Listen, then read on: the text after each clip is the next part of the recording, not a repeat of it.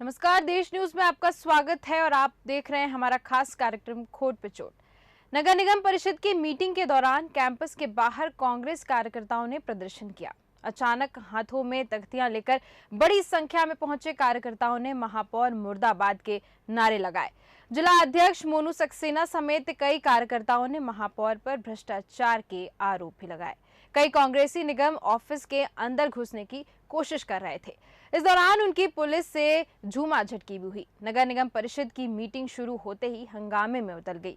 कांग्रेसी पार्षदों ने एनजीटी के निगम पर जुर्माने के मुद्दे पर हंगामा किया।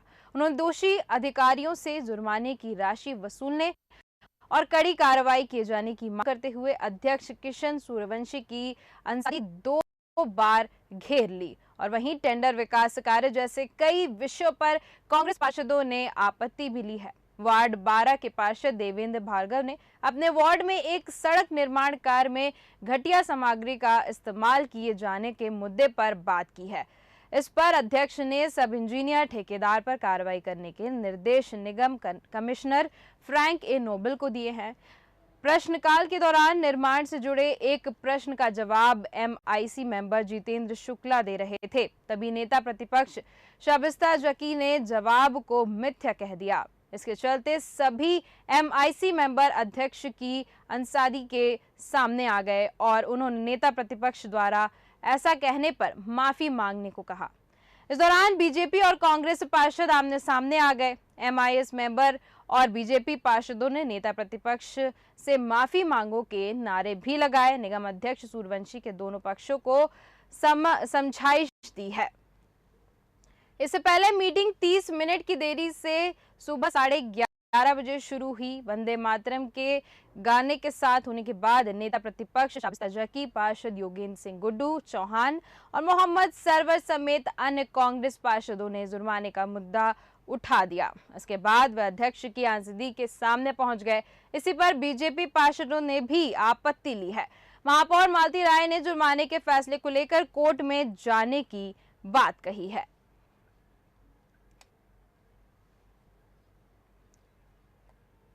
वहीं फैसले को लेकर कोर्ट में जाने की बात कही गई है। साथ ही साथ महापौर मालती राय ने जुर्माने के फैसले को लेकर भी बात कही है। उसके बाद ही कहा गया है कि यहां पर काफी ज्यादा पुलिस और कांग्रेस कार्यकर्ताओं के बीच झड़प भी हुई है। तो सिर्फ ध्यान भटकाने के लिए यहाँ पर ये सब किया जा रहा है और नामकरण की राजनीति की जा रही है। यहाँ पर बार बार हर परिषद की 7वीं बैठक थी, नामकरण ये नाम बदल दो, वो नाम बदल दो, हमीदिया रोड का नाम बदल दो और ये कर दो, वो कर दो। सिर्फ इसके अलावा कहीं पर भी पैसा खर्च नहीं हो रहा। जनता की मूलभूत सुविधाएं, जनता के मूलभूत मुद्दे जो हमारी सड़कें खराब है, पानी दूषित पी रहे हैं हम, पूरे भोपाल शहर के अंदर गंदगी मची हुई है, सीवर सिस्टम हमारा सही नहीं है, उसके ऊपर ये कोई भी एजेंडे के अंदर बात नहीं कर रहे। यहाँ पर 70% भ्रष्टाचार की फाइलें ओपन हुई और यहाँ के जो पार्षद हैं और वो बार बार हमको बीजेपी के बोलते हैं आप लोग क्वेश्चंस क्यों लगाते हैं। तो भाई हम लोग विपक्ष के अंदर है, हमारा ये दायित्व बनता है।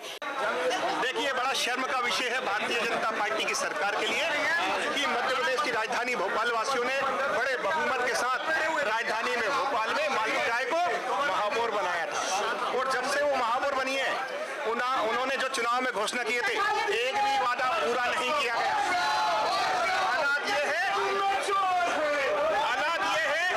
कि निगम परिषद केवल नामांकन की भेंट चढ़ के रह गई है और शहर की जनता को विकास के नाम पे का ठेंगा मिल रहा है। धोखा दिया जा रहा है भोपाल शहर वासियों को, टैक्स पूरा वसूला जा रहा है और मूलभूत सुविधाएं मिल नहीं पा रही। महापौर मालती राय ने चुनावी घोषणा में वादा किया था कि घर घर नल कनेक्शन मिलेगा, टैक्स कम होगा, स्वच्छता में भोपाल शहर नंबर 1 आएगा। लेकिन हालात ये है कि पूरे डेंगू से पूरा भोपाल शहर परेशान है, गंदगी के अंबार लगे हुए हैं, लेकिन कोई देखने वाला सुनने वाला नहीं। और इसी पर विस्तृत चर्चा के लिए हमारे साथ विनोद तिवारी जी जुड़ चुके हैं। विनोद तिवारी जी, बहुत बहुत स्वागत है आपका देश न्यूज पर। धन्यवाद। विनोद तिवारी जी, सबसे पहले तो मैं ये जानना चाहती हूँ कि ये जो परिषद के बाहर मीटिंग के दौरान जो कांग्रेस कार्यकर्ताओं और इनके बीच झड़प हुई है पुलिस के बीच, ये आखिर क्यों हुई, क्या मुद्दा था? देखिए मैं आपको तो इसलिए ये परिषद की 7वीं बैठक थी और ये बैठक सबसे बड़ी बात तो ये कि जो निर्धारित समय से आधा घंटा लेट शुरू हुई, हालांकि सम्मान किया गया राष्ट्रगान के साथ इस बैठक को जो है शुरू किया गया, लेकिन शुरू होते ही जो बैठक थी वो अखाड़ा बन गई। और अखाड़ा बनने का मुख्य कारण ये था कि जिस तरह से नगर निगम में भ्रष्टाचार चरम सीमा पर है, ये हम नहीं कह रहे हैं, ये वहां के पार्षद कांग्रेसी हैं जो कह रहे हैं, विपक्षी नेता कह रही है कि जो नगर निगम में भ्रष्टाचार बहुत तेजी से बढ़ रहा है। और आज जो नामकरण का प्रस्ताव आया है, जो भोपाल की कई सड़कों के और क्षेत्र के नाम बदल दिए गए, उस पर मुद्दा गर्मा गया था। और उसके बाद जो है कांग्रेस इस बात का विरोध कर रहे थे कि आखिर नामकरण क्यों जा रहा है। उससे नाराज होकर कांग्रेस के जिलाध्यक्ष मोनू सक्सेना है, उन्हें आईएसबीटी के मुख्यालय के बाहर जमकर गदर किया और अंदर जाने को लेकर काफी हुज्जत हुई सिक्योरिटी गार्ड से, लेकिन अंदर तो नहीं घुस पाए। लेकिन उन्हें सीधी साधा ये स्पष्ट शब्दों में कह दिया कि आज से हमने नगर निगम का जो नया नाम है नामकरण परिषद रख दिया है, क्योंकि सिर्फ नगर निगम का पूरा ध्यान नामकरण पर है। उसको ये मतलब नहीं है कि जनता को क्या परेशानी हो रही है, नगर निगम क्या काम कर रही है। और जनता लगातार परेशान है, किसी भी काम को नगर निगम पूरी तरह नहीं कर रही है। और 80% भ्रष्टाचार नगर निगम में मचा हुआ है, उसको लेकर इनने आज जो इतना ज्यादा उग्र प्रदर्शन किया था। हालांकि प्रदर्शन करते रहे, अंदर तो नहीं घुस पाए वो, लेकिन कहीं ना कहीं ये है कि आज से उन्होंने बोल दिया कि हमने इसका नाम नामकरण परिषद रख दिया इसने। जी जी बिल्कुल विनोद जी, जैसा कि आपने कहा कि नाम रख दिया गया है, नामकरण के उस पे नाम रख दिया गया है कि बीजेपी सिर्फ और सिर्फ नाम बदलती जा रही है, कुछ काम नहीं कर रही है। और जैसा कि कहा जा रहा है कि प्रदेश भर में, अब भोपाल की बात करें तो यहाँ पर क्या है कि लोग दूषित पानी पी रहे हैं, सड़कों में तमाम गड्ढे देखे जा रहे हैं, हर सड़क पर गड्ढे हैं। वहीं हम एलईडी लाइट्स की बात करें तो कई इलाकों में तो एलईडी लाइट्स पूरी खराब हुई पड़ी हैं। क्या कुछ कहना आपका इस पे? देखिए इसमें मैं आपको बता दूं, विपक्ष जब भी आवाज उठाता है, आवाज में सत्यता होती है, उनके जो सवाल होते हैं, लेकिन कहीं ना कहीं विपक्ष जाके सत्ता पक्ष के जाके कमजोर पड़ जाता है। आप बताइए, नगर निगम की परिषद की बैठक होती है, जब भी विपक्ष या कांग्रेस क्यों जागता है? उसके बाद क्या इनके पास काम नहीं रहते हैं क्या? सड़कों की मैं आपको बता दूं, कई ऐसी भोपाल की राजधानी की मुख्य सड़कें हैं जो अंधेरे में पड़ी हुई है। सड़कों की बात करूं तो इतने बड़े बड़े गड्ढे बने हुए हैं कि गाड़ी आए दिन उन गड्ढों में जो गिर जाती है और गाड़ी का नुकसान हो जाता है और साथ में जो है एक्सीडेंट हो जाता है। वहीं आपको सबसे बड़ी बात बता दूं कि भोपाल इस समय महापौर स्वयं मालती राय कई बार कह चुकी है कि हमको कैटल फ्री भोपाल को बनाना है, लेकिन देश न्यूज ने वो खबर दिखाई थी, लेकिन उसके बाद भी आज कार्रवाई हुई, लेकिन ना के बराबर कार्रवाई। आज भी पूरी सड़कों पे आप देख लीजिए, गाय जमघट लगा के बैठी हूं, आए दिन दुर्घटना हो रही है, जगह जगह कचरे के ढेर लगे हुए हैं, नालियां चौक हो रही हैं, नाले चौक हो रहे हैं। वो तो इस बार गनीमत रही कि बरसात कम हुई, नहीं तो भोपाल की हकीकत जो है नाले बयान कर देते हैं कि कितना बजट आता है और कितने नालों की सफाई होती है और कितना भोपाल में पानी भराता है। तो कहीं ना कहीं नगर निगम जो अपने वादे करता है पूरे नहीं कर पाता, जनता से पूरा टैक्स वसूल रहा है, लेकिन सुविधा के नाम पर क्या है तो नील बटे सन्नाटा है।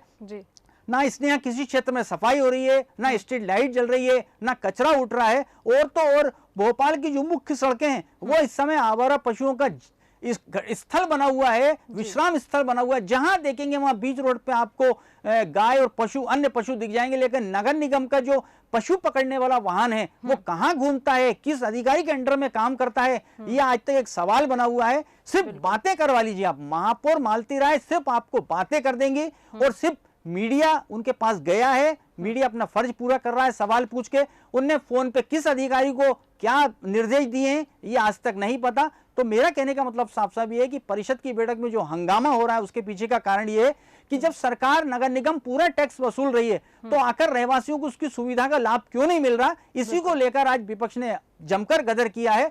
हालांकि गदर बहुत देर तक चलता रहा, लेकिन अभी तक उसका रिजल्ट नहीं निकला कि वास्तव में इनका इतना हल्ला प्रदर्शन करने के बाद क्या निर्णय लिया गया। स्नेहा जी जी विनोद जी, जैसे कि आपने कहा कि जैसे ही और किसी मंच पे ये लोग अपनी जो लोगों को जो परेशानी हो रही है वो सारी चीजें और कहीं और किसी मंच पे सामने नहीं आती हैं, इन लोगों की अभी ही इनको याद आता है। लेकिन मैं एक बात और कहना चाहूंगी कि जैसे कि चुनाव सामने आ रहे हैं, चुनाव सामने आते ही पक्ष और विपक्ष दोनों एक दूसरे के ऊपर हमलावर होते नजर आते ही हैं।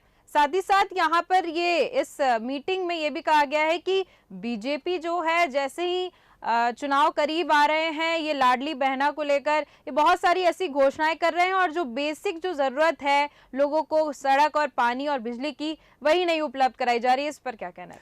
देखिए, जब सत्ता में अभी भारतीय जनता पार्टी की सरकार है, उसकी कोशिश है कि दोबारा हमारी सरकार बने, लेकिन 15 महीने की सरकार या 18 महीने की सरकार कांग्रेस की बनी थी, उसके बाद से लगातार बनवास काट रही है और उनकी पूरी कोशिश है कि हम जनता के बीच जाएं। लेकिन जनता के बीच जाने के लिए मुद्दे उठाना अच्छी बात है, लेकिन मुद्दों को पुरजोर तरीके से उठाना कांग्रेस का काम है, विपक्ष का काम है। लेकिन परिषद की बैठक हो या कोई भी मुद्दे को लेकर कांग्रेस सड़कों पर तो आती है लेकिन एकजुटता नहीं दिखा पाती। उसका कारण यह है कि जो सरकार में बैठे लोग हैं, सत्ता पक्ष के लोग हैं, वो इनकी बात को तवज्जो नहीं देते और थोड़ी देर बाद वो मामला रफा दफा हो जाता है। मीडिया में सुर्खियां बनता है, जिसका आज की आप ले लीजिए परिषद की बैठक में जो हंगामा हो गया, मीडिया की सुर्खियां बना, लेकिन इस पे अगले दिन क्या रिएक्शन आएगा ये कोई नहीं कह सकता। तमाम तरह के मोनू सक्सेना ने आरोप लगाए कि जो है मालती राय जो है नरेला की महापौर बन के रह गई है, सबसे ज्यादा विकास कार्य वहां करा रही है। तो जनता को लालच तो दे दिया जाता है कि लालच के ऊपर कितने % काम हो रहा है ये भी एक सोचने की बात है। लेकिन जनता वोट देने से पहले एक बार जरूर अपने क्षेत्र के बारे में सोचे कि वास्तव में जो पार्षद वोट लेने के लिए आपके घर आता है या जो विधायक आता है वो किस तरह से आपसे मिन्नतें करता है, गिड़गिड़ाता है, आप उसको वोट दे दें, लेकिन क्या उस वोट के बाद आपको उसका परिणाम मिलता है? क्या क्षेत्र का विकास होता है? क्या नहीं होता है। तो कोई भी चुनाव हो, मंत्री हो, विधायक हो, नेता हो, उसको काफी सोच समझकर चुनाव करें, क्योंकि जब इनको सत्ता में आना होता है तब ये हाथ पैर जोड़ते हैं, 10 तरह के जो है मान मनोबल के लिए काम करते हैं, लेकिन उसके बाद ये बिल्कुल अनजान बन जाते हैं कि जनता ने हमको जिताया है। और यही कारण है कि नगर निगम की जो नीतियां हैं उसके कारण आम जनता परेशान है। ना सफाई हो रही है, ना कचरा उठ रहा है, नालियां भरी हुई हैं, कचरे की गाड़ियां कहीं जा नहीं रही हैं, और तो स्ट्रीट लाइटें बंद है, बड़े बड़े गड्ढे बने हुए हैं। आप किसी अधिकारी के पास जाएंगे तो नगर निगम का कोई अधिकारी इतनी जहमियत नहीं उठाता कि अगर जनता हमारे पास शिकायत लेके आई है तो उस पर कार्रवाई की जाए। इसलिए मैं एक चीज और बताता हूँ, महापौर जब आई थी उनने एक महिला हेल्पलाइन के डेस्क के नाम से एक लाइन महापौर हेल्पलाइन चालू की थी जिसका नंबर था 1912। उस पे भी कितने प्रकरण आ रहे हैं और कितनों का समाधान हुआ ये भी गुत्थी उलझी हुई है। महापौर से जब पूछा जाता तो ये कहती इतने प्रकरण सुलझ गए, लेकिन क्या प्रूफ है इसका आपके पास कि इसके प्रकरण सुधर गए? तो कहीं ना कहीं नगर निगम की लापरवाही साफ नजर आ रही है। और जिस तरह से आज ये प्रदर्शन हुआ है, कांग्रेस ने जो प्रदर्शन किया नगर निगम की आंखें खोलने के लिए किया है। अब ये तो आने वाला वक्त बताएगा कि जो है कांग्रेस के प्रदर्शन से भारतीय जनता पार्टी की या निगम परिषद की बैठक में जिला अध्यक्ष महापौर इनकी आंखें खुलती हैं या बंद रहती हैं। स्नेहा, बिल्कुल विनोद जी, जैसा कि आपने कहा कि विपक्ष को मजबूत होना चाहिए, लेकिन विपक्ष कभी एकजुट नहीं हो पाता है। हम अगर कोई भी सरकार रहे, भारतीय जनता पार्टी की रहे या कांग्रेस की रहे, लोगों की समस्या तो कभी हल नहीं हुई है। आज अगर भाजपा की सरकार है तो कांग्रेस प्रदर्शन कर रहा है, कल अगर कांग्रेस की सरकार आती है तो भाजपा प्रदर्शन करने बैठ जाएगी, लेकिन ये प्रदर्शन का दौर ही चलता रहता है और एट दी एंड क्या होता है कि जो समस्या होती है वो कभी भी हल नहीं हो पाती है। आज अगर कांग्रेस जो है ये प्रदर्शन कर रही है तो क्या कांग्रेस दावा कर रही है कि हाँ हम आने के बाद ये सारी चीजें सही कर देंगे? नहीं, देखिए इसलिए जी मैं आपको सबसे बताऊं, कोई भी सत्ता में जो रहता है उसका काम ये होता है कि काम करना लेकिन पूरे ना करना। अगर आज बीजेपी है तो आरोप लग रहे हैं, कल को कांग्रेस आ जाएगी तो ही आरोप लगाएंगे। लेकिन सबसे बड़ा सवाल है कि अगर किसी मोहल्ले में, किसी वार्ड में कोई दिक्कत हो तो लोगों को जाके बराबर शिकायत करना चाहिए। लेकिन सवाल वही है कि शिकायत किससे करेंगे?